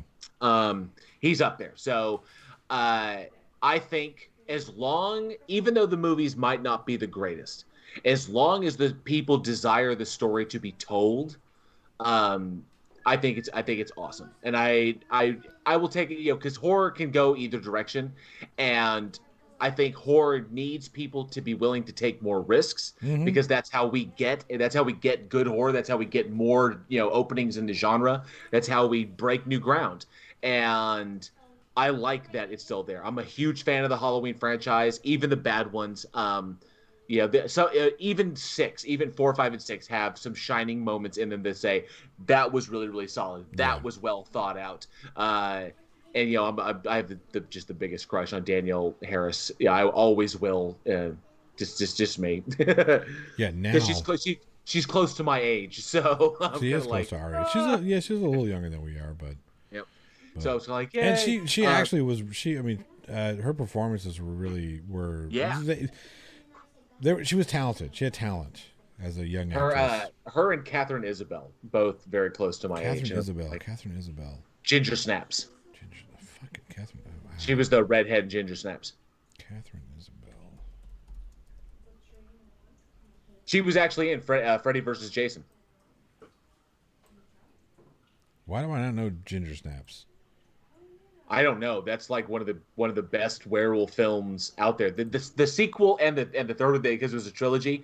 2 and 3 were not that great, but the first one was inspired.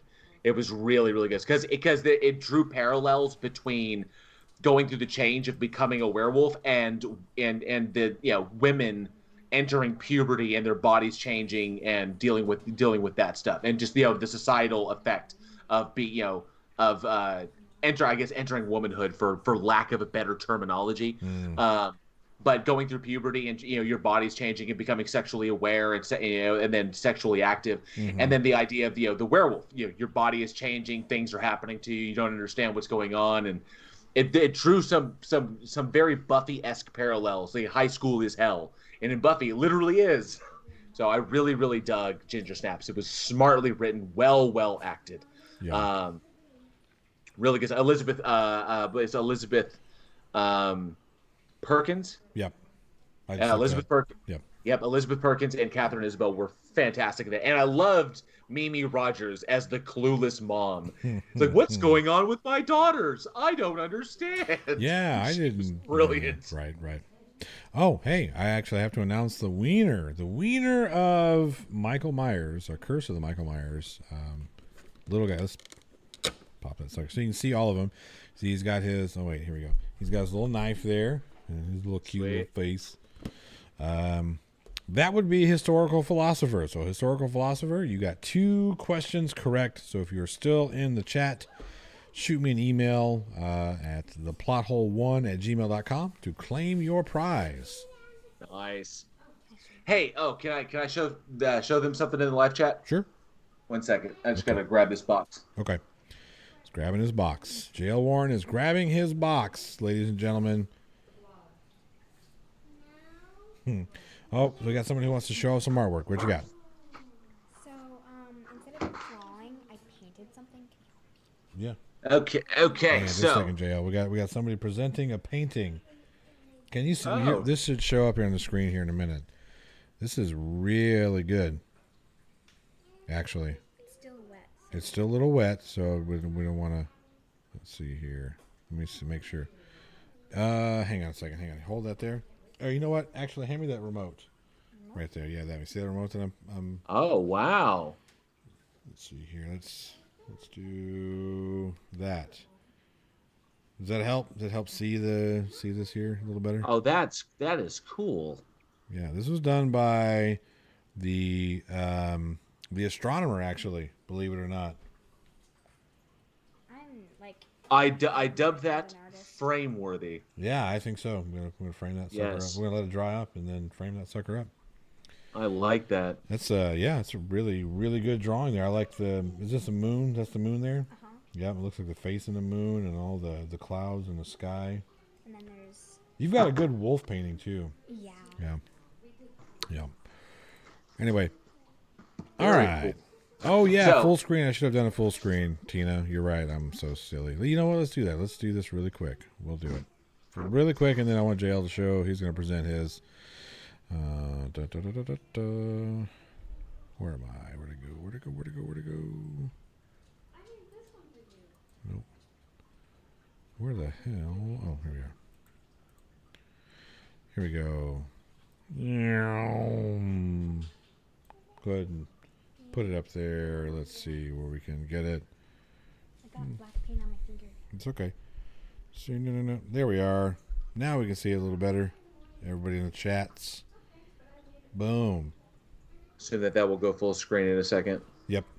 There you go. Don't forget to sign it. There we go. Where it dries. Well, yeah. Yeah. I don't know. We lost our good easel for drying, so I don't know where we should put it. I really like that. That's really a good do. It's a good painting. It's a really good painting. Yeah. I do. It's evocative. I dig it. Yeah. Yeah. All right. So what do you got there, JL? Let's see. Let me Okay. switch back So over. now for anybody in the live chat, because I know we're giving stuff away, and Week in Horror will be giving this away. I have Oh, that's so cool. a copy. Oh God, I got Turn off reflections your all over the place. turn There off we your go. screen. Turn Just my turn off the screen monitor. 2 seconds. It's like a power button. You press one button. I know I have to adjust my Oh, thing. Okay, so I have boom. there we are. Trivial Pursuit Ultimate Horror Edition. Hang on a second. I'm going to give you the same treatment. Oh, very cool. There Am we I go. full screen now? Yep. Sweet. So this is the Trivial Pursuit Ultimate Horror Edition. Everything. I mean, I think it's like what 6,500. No, 1,800 blood curdling questions to test your mastery. Master this, and you too could challenge me in horror knowledge. But we will be giving this away. So this will be going to a lucky person who has on the next episode of Week in Horror, when we drop that on YouTube, which will be November 4th. That episode will drop. Hit us with a comment, and then of course subscribe to the show if you haven't already. But like and comment on that, and subscribe if you haven't, and you will be entered to win. One lucky person will get this copy of Trivial Pursuit Ultimate Horror Edition. I have not opened it. I have not checked it out. I almost kept it for myself because this thing is amazing. You know you're going to go find another one and buy it. I know I could. I really could. But I found it. I was like, then I bought it. And I was like, oh, I should give this away. And the other half of me was like, no, you idiot. You're going to keep that shit. And I'm like, no. A horror fan needs to have this. And then so I already know said, too I'll much. buy another one. I will literally, if I open this, I will literally just sit here and read these cards and commit them to memory. Yep. That is all I will do. Yep. So yes, there we have. We will be giving that away November 4th on the latest episode of Week in Horror. All you have to do is like, comment, and subscribe if you haven't already, and we will do a drawing to give that one away. Just look for that episode to drop November 4th. I look forward to all your episodes when they drop. It was so funny. A little behind the scenes info. Eugene actually uploaded on the last one that went up last Wednesday. Eugene actually uploaded the raw unedited episode. I thought that was cool. I'm listening to it thinking, I wonder if JL knows this is happening. Yeah, I knew about it like 10 minutes after it dropped because I always listen to him just to make sure that everything is good, nothing went solid, so that I always listen to the product we put out. And so I went out there and I was like, wait, this is the unedited one. Shit. And so I messaged him like 10 minutes after that episode dropped. And it was like, dude, that's the unedited raw. You put the raw episode up, not the one with the music, not the one with all the edits and I the thought stuff. That was hilarious. and then but then he like got back to me like 8 hours later. Oh shit! I'll fix it. I was like, come on, dude. It was like, gee, even listen to it before you put it up.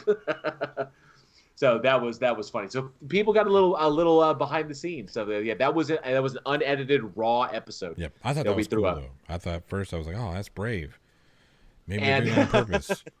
And for anyone who has seen it, we actually it was the first time we've had two people on our After Dark, which is a lot of fun. We had Richard Oakes and Adam Leader, who were the directors of the horror film, I would say the possession horror film Hosts, which just came out this year. That's HOST, Hosts with an S.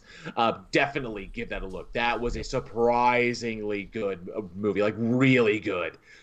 For the budgetary constraints that they were dealing with, they got some phenomenally talented actors to work in that one, and it was so much fun and pretty surprising. So I definitely give Hosts a look. It just came out this year. I'll have to do that. I need to get back into the movie watching game one of these days. Oh, hey, by the way, today is the last day to get your Halloween plot hole merchandise. What's up, Commander Darklight? Catnip. Hey, Darklight, what's up? What up? You can go to plothole.com to find these shirts. JL, you have that poster, right? Yes, I do have the poster. I have not opened it yet because I don't want it to get damaged.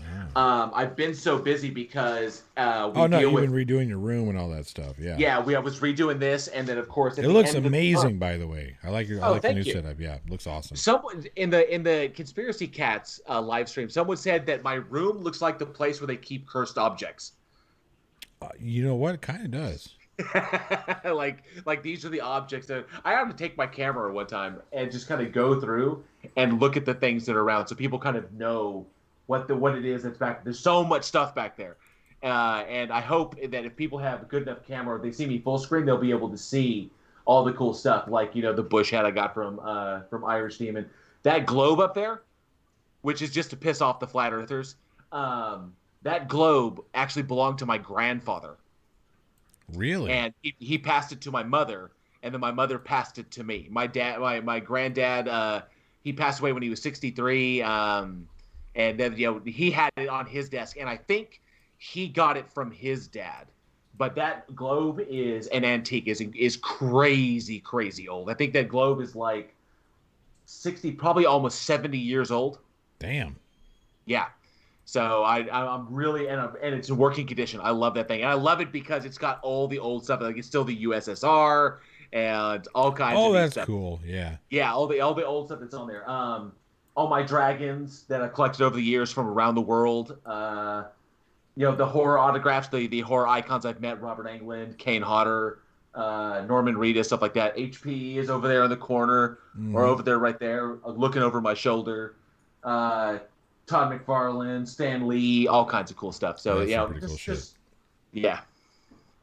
all kinds of fun things that I've got just all over the place. And there's still some aesthetic things I want to do here, and of course lighting. We're going to play with the lighting a little bit just so we can get a little bit more attention. I've told you how to fix it. Yep. And now that the space is worked, yeah. And I'm looking. Oh man! So here's the thing, especially now that the space is the way it is. So I'm looking at your display cases. You could backlight those suckers. Man, that would be super sexy. And then, of course, highlight lights on different things that you have in the background. And then your main key light on your face there. Get you that nice look. What's up, Clive Wells? See you over there saying hello. Oh, hey, Clive Wells. Thank you, Commander Darklight. I appreciate it. I'm slowly putting it together once the little aesthetic stuff, because I still have all this space. Yeah. To go over here. I'm taking stuff off these walls. These are going into my wife's office. This computer right here is my old computer. I've already transferred everything from this one to my new one, which is this one right here. That's my new comp. So now that everything is transferred over, we're good to go there. And that's going to go in her office so she can play with it. She wants to tinker with it and have fun with it. And then I've got all this space. Once this is all cleared out, I've got like 2 walls that I can do whatever I want with. It's going to be awesome. And then eventually up here, because I've got this big-ass wall, and I've got my Pulp Fiction poster of Jules and Vincent up here above me. I'm gonna move that over somewhere else, and I'm going to put my teleprompter here. So I'm going to mount the teleprompter here so that when I'm sitting back here, I can look at my script, and I won't look like I'm anymore. So I can actually look, and I'll just glance because it'll be right there above my monitor. I'll be like, right there, and I can actually look like I know what the fuck I'm doing. Yeah. Oh man, I look forward to seeing the rest of the finished product. And apparently, according to Jessica G, my room looks like Zach Baggins from Ghost Adventures owns it. All right, everybody. So yeah, I've actually posted the Plot Hole Halloween merch. If you want some of that, go to theplothole.com. You can pick up a shirt, a mug, poster, all kinds of fun things. Today is the last day to get it. So if you haven't gotten it, that poster is sitting in, where'd it go? That box. Cool. That box right there. It's sitting in that box. That's the one it came in, and I will open that and I will frame it now that I am, because at the turn of the month, well, I have to do the daily splatter. I have to Oh, do. for sure. No, you're I have to busy. schedule the episode. So Yeah. now that I get the space, I'm going to grab a frame for that bad boy, and it's probably going to go over here where it's nice and visible. So that'll be really, really neat. Yep. And then we're gonna have a Christmas one up soon. I say Please soon. do a Thanksgiving one. So this is what I found out with we waited so long to do the Halloween one. I should have put the Thanksgiving one out this month because I ordered shirts for myself, Jeremy, and then a couple other people ordered the Halloween shirt, and we're not going to have, I still don't have my shirts. You got your poster like a week after. Yeah, it was really fast. Fucking hell, that's pretty cool. Oh, what's up, Glass Monster? He says we have the same shirt on. That's cool. That's cool. Oh, and I apologize, Jessica G. During the Conspiracy Cat stream, there was a lot of people in there, and he had the slow mode on, so I didn't see. I always try to look and see whenever my name pops up that's highlighted, and it was going by so fast. But we had so many clips that we had to watch, and then I wanted to be, because I couldn't see the clips as they were playing, so I pretty much had to listen for when that was going. So I apologize if I missed that comment. So sorry about that, but I caught it now. I caught it this time. And I'm telling you, Thanksgiving version, Jeremy needs to be the pilgrim, and you need to be the turkey. I'm telling you, man, that one would be the bomb. Well, so what I was saying is, I want to put out the Halloween one. That way, we can actually get it out. People can have it before before Christmas, because here it is, Halloween. I still don't have my Halloween shirt. I'm disappointed. Anyway. Yeah, and then I can't wait to get you and Jeremy to sign that poster. So I want you to sign it. I want it to be signed, and I want it to be up on my wall with the rest of my autographs. Oh! I'm so glad you said that, because it triggered what I've got this huge thing coming up for the holidays. Ooh! I just booked a 4-piece jazz band to come to live on the podcast. The musical breaks during Christmas time will be some Christmas tunes. Whitney Raquel, Whitney Raquel is going to front that, so she's going to be on vocals. And anybody who's seen the Plot Hole, listen to the Plot Hole, knows that I absolutely adore Whitney Raquel. I think she has one of the best voices in the state of Texas, if not the country of the United States. She is an amazingly talented woman, great voice. And then my guitar teacher, Ron Gaeta, he'll be on guitar, nice, ripping up some jazz tunes. Another buddy of ours who is not confirmed yet, but John Shook should be on bass, and I don't know who the drummer is. Ron picked him up, so this is a thing, right? And of course, I'll film it so I can put it online and show that off. But that is going to be December 18th. I am so looking forward to that. I'm actually going to mark that in my planner so I know. So I'm going to make sure that I am available to listen to all of that. Yes. You said December 18th? December 18th. Oh, right. Plot Hole Christmas Special. That's the one I booked today. I'm so looking forward to it. So awesome. Yeah. That's going to be a fun show. Simply because I love live music. I miss live music. So whenever I can book it for the house, it just makes my day. Come on, you never do like Mark Wahlberg in that one movie where he's just in the coffee house, just like, I used to be famous. Oh, you're talking about Rockstar? Yeah. I'm in a coffee house. I'm in a coffee shop singing songs, because that's what I do. Anyway, so I'm looking forward to that. That's coming up on the Plot Hole in December. Let's see here. JL, what do you got coming up on the good old Weekend Horror? Oh, man. Well, since we only have 2 hours and 10 minutes left in Halloween. So, yes, we are going into November. We have some awesome stuff. This November, we have got Bloodbath 12 coming up, which will be me versus Alex as we debate who would win in a fight to the death. Alice from Resident Evil versus Celine from Underworld as who will fight that. I will be representing Alice, and then Celine, and then Alex has got Celine. So we'll see who will win in a fight to the death. So you're going for loss number 2, are you? Yeah.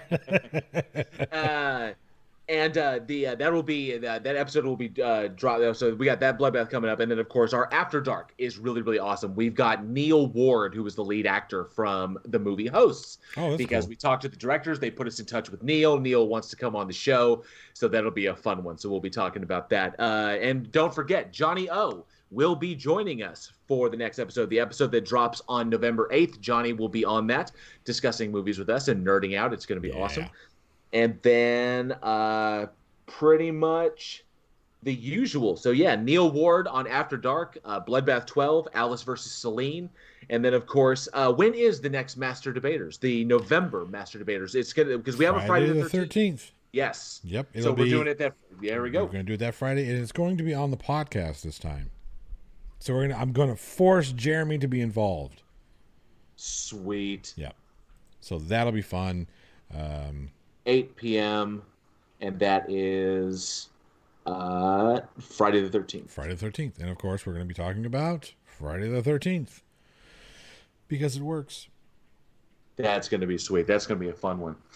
All right. So yeah, it's just going to be really, really good. I'm excited about it. We're coming towards the end of the year.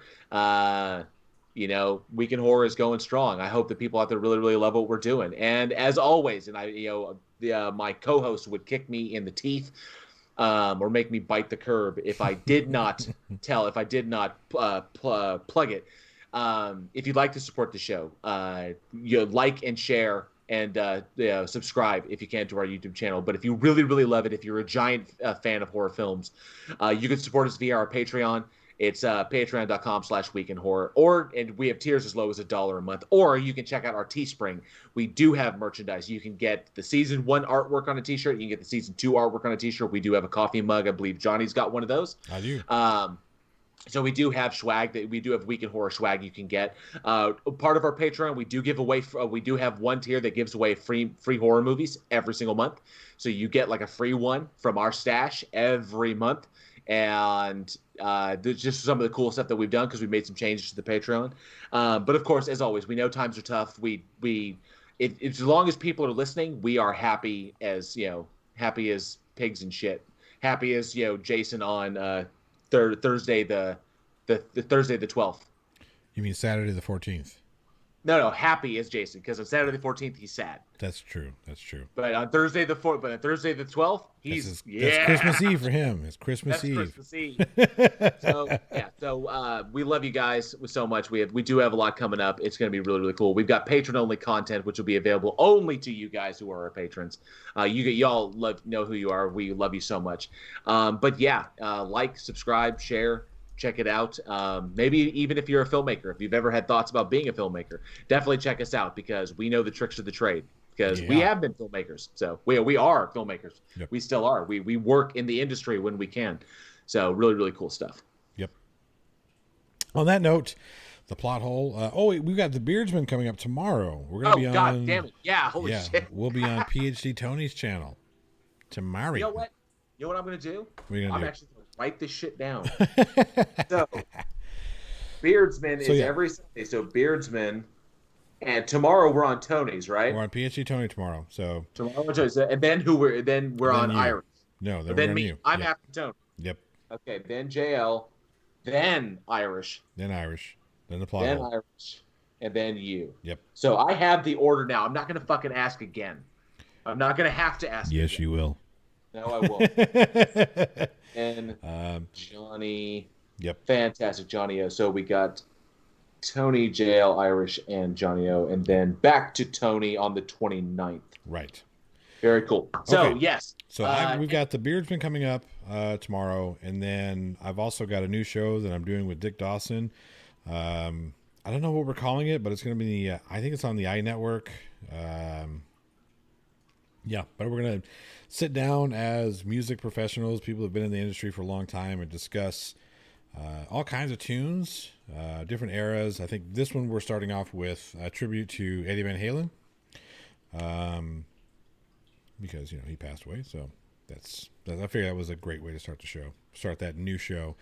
I think we're going to be on Quiddy's live stream. I might make a quick appearance in there to eat a hot wing for his birthday. Nice. And then Monday I've got Unpopular Opinions.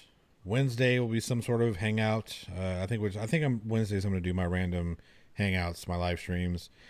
And then Friday's the podcast. So that's what I got going on. And same thing like JL Warren, if you wish to support the channel, you can. Patreon.com/theplothole1. That's the number 1, not the Oneaters. I'll stop telling that joke very soon because we are picking up patrons, and we do have tiers as low as $1. So you can, if you can, awesome. If you can't, man, just like, share, subscribe. That's all I can ask for, really. That helps with the algorithm on YouTube. Yep. So just share it on all your socials. That'd be awesome. Anyway, I'm Johnny O from the Plot Hole. Wait, before we bounce, we have one last thing we got to talk about. We got to at least mention. Oh, I didn't want to do it. I was having such a good time. But you're right. I do have to say, I wanted to get together a little in memoriam, simply just for Sean Connery. Yep. That was a big one because, hell, I grew up on Sean Connery movies. Whereas I didn't, like the 007, the James Bond films, they came out before. I still watched all of them. I've seen every single one of them. And then, of course, doing one of his, The Hunt for Red October. I used to watch that religiously. Oh, yeah. Indiana Jones and the Last Crusade. Finding Forrester. Just all those films that he was in. He was such an amazing talent. Even some of the lesser the ones that I recently discovered in the past few years because I was getting nostalgic. Yeah. The Murder on the Orient Express. Yep. Which was just chock full of legends in that whole film. The Hill, Meteor, and who could possibly forget Zardoz? And we always imagined, it was like, hey, we always imagined a conversation between Sean Connery and his agent. It was like, hey, Sean, baby, we got this new movie for you. The whole time you're gonna be running around in a red diaper, Buccaneer boots, and have bandoliers across your chest. What do you think? It's like, oh, that's great. That sounds like an amazing. That sounds like what I did last night. That's what I'm wearing right now. Can I bring my own? I've got the perfect costume. And your sweat is going to give people orgasms. What is this, a biopic? This is my life. Yeah. And just I loved his style. I loved what he brought to Bond. Yes. I loved I loved his 6 Bonds. I loved everything the guy did. And what shocked me is he was never in a horror film. The man never touched the horror genre. Not once. League of Extraordinary Gentlemen was pretty scary. And what a shame is that for that to be the man's last starring role. Yeah, that was his last film. Yeah, and it just and he went out of league, and that was when he quit Hollywood. He was done. This is so stupid. It was so bad. The fact, who almost gets to do a fist fight with Sean Connery? You out of your mind, right? But yeah, and I think he was like 76 at the time. I was like, give me a break. Yeah. He walked away. Yeah. He walked away. He turned down a stupid amount of money for Indiana Jones and a Crystal Skull. Yep. They said, "Hey, all you got to do is just a cameo. Just come in because we want to get all the generations of the Joneses." The Joneses." And he's like, "No, I'm retired, dude. I don't want to do it. I'm done. I'm enjoying my hills in fucking Edinburgh." He was in the Bahamas. Yeah, he was in the Bahamas when he passed. Yeah. So yeah. But yeah, everything I didn't see. I never saw a Connery picture that I didn't enjoy. I never found a lackluster one. I mean, the guy was amazing in everything he touched. Yep. Even he made League of Extraordinary Gentlemen somewhat watchable. Yeah. Yeah, and before that, Finding Forrester, Entrapment. God, he was good in Entrapment. Yep. The Rock. Even Yes. that movie, he was great in that one. Just He like was a telling reason and why I liked it, in spite of Nicolas personally, Cage. I think you're a fucking lunatic. But yeah, the chemistry that he and Harrison Ford had, in Indiana Jones and the Last Crusade, Oh yeah, they were believable as father and son. You know what I mean? they Just were. They the absolutely banter were. back and forth. Oh, He was such an amazing, talented actor. wasn't it Rising Sun? With Him and Wesley Brendan Lee. Snipes. No, yeah, Wesley Snipes. That's right. And Yep. Wesley Snipes, and Yep. I mean, it was a hallmark. It was like callbacks to the Presidio. I'm going to kill you with my thumb. Yep. I'm going to kill you with my Yep. left thumb because my right thumb. Yeah. But yeah, that and just Tia that whole Carrere scene. is He's in like that? Sean Connery. He's all cool. He's calm. Whap! And you get hit in the throat. Ah! And you just go down. And he could it wasn't over the top. It was just like, yeah, I believe that Sean Connery would drop you with two fingers. Yeah. I don't care how big you are. Right. Yeah. Such a loss right there. Legend, but a magnificent filmography that just goes back and back. So many films, all of them good. Definitely, if you're young and you're just now, I mean, if there are people now who were born, who are old enough to watch movies, who are old enough to really appreciate movies that, Sean Connery didn't have a film released in their lifetime. Yep. So definitely get out there, enjoy the work that the man has left behind. Remember him for that because he was phenomenal, a true legend. So Yeah, absolutely. yes, NA, even Zardoz, even Zardoz speaks to you. Yep. Yes, even that film, as goofy as a sci-fi fantasy film it was, Sean Connery brought a level of respectability to that in his poise, in his performance. It wasn't over the top. He didn't chew the scenes. He wasn't just like, swashbuckling buccaneer. It wasn't like that. Yep. It's just this was the future that he was in. And of course, I believe that, Sean Connery's sweat caused orgasms in both the sexes. I don't care who it is. It's First like, night. First night. Yep. That was, and again, in spite of Richard Gere. He was not a very good Lancelot. He really wasn't. Richard Gere was not made to play anything other than the guy who takes your keys at the fucking valet station. I'm sorry, he's terrible. He was pretty good in Primal Fear though.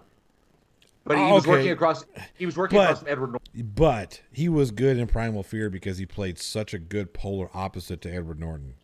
Yes. That's why he was good. Yeah. Ed Norton made him good. Yes. Agreed. Yeah. So anyway. Yeah. Didn't he play? Yes, he was Richard the Lionheart. Yes, in Robin Hood. The Scottish English king. Scottish English king. Hold. No, Men in Tights was Jean-Luc Picard. Patrick Stewart, yeah. Put him in the Tower of London. Make him part of the tour. Or just from this point forward, all toilets shall be renamed John's. Yeah. Yeah. Put him in the Tower of London. Make him part of the tour. Yeah, I was like, yes! Anyway. Oh, man. Well, on that note, rest in peace, Sean Connery. You deserve it. We will sorely miss your talent. Yep. That being said, it's time to get out of here and enjoy the rest of your Halloween. JL, it's always a pleasure. It has been an absolute pleasure. This has been the day of days. It's like the day that I was made for. Horror is my life, and this is the one day where I can unabashedly, indulge in what I love. And then I got to wait another 364 days. Yes. Sometimes 365 days. Another revolution around this fucking sun. Take that, flat earthers. But yeah, to get back to this, and of course, everyone in the live, it was during the Conspiracy Cat stream, during this stream, you guys are all freaking amazing. Yep. I love the horror genre because it brings people together. We actually had Ranty in Conspiracy Cats' chat being civil and engaging because he enjoys horror films. Good for Ranty. If you could believe that we found common fucking ground with a flat earther. Yeah. Shocking. Yes, it was. I love it. I absolutely love it. Yep. All right, peeps. Commander Darklight, thank you for buying the shirt. I appreciate that. And on that note, we're out of here.